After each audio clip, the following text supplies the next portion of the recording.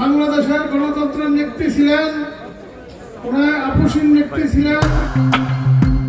খালেদা জিয়া গণতন্ত্রের জন্য আপোষহীন ছিলেন।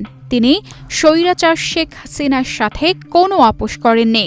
সেজন্যই দেশবাসী তাকে আপোষহীন নেত্রী হিসেবে উপাধি দিয়েছেন বলে মন্তব্য করেছেন নারায়ণগঞ্জ ৩ আসনের বিএনপির মনোনীত প্রার্থী মোহাম্মদ আজহারুল ইসলাম মান্নান।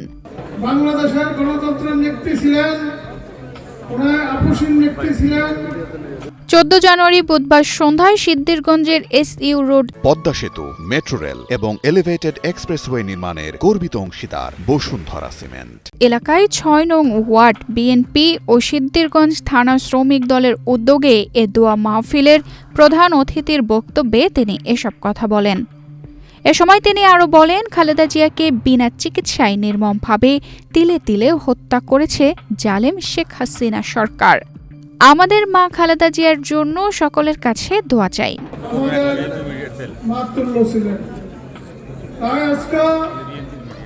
আমাদের মা নাই, ওনার জন্য আমরা এই শ্রমিক দলের উদ্যোগে ওনার রুহের মাগফিরাত কামনা করিব। দোয়া অনুষ্ঠানে আরও উপস্থিত ছিলেন নারায়ণগঞ্জ জেলা বিএনপির যুগ্ম আহ্বায়ক মাসুকুল ইসলাম রাজীব, জেলা বিএনপির সাবেক ভারপ্রাপ্ত আহ্বায়ক মোহাম্মদ মনিরুল ইসলাম রবি, সিদ্ধিরগঞ্জ থানা বিএনপির সাবেক সাধারণ সম্পাদক কাউন্সিলর মোহাম্মদ ইকবাল হোসেন, এছাড়াও বিএনপির সাবেক সভাপতি আব্দুল হাই রাজু, সাবেক সাধারণ সম্পাদক এম এ হালিম জুয়েল সহ আরও অনেকেই।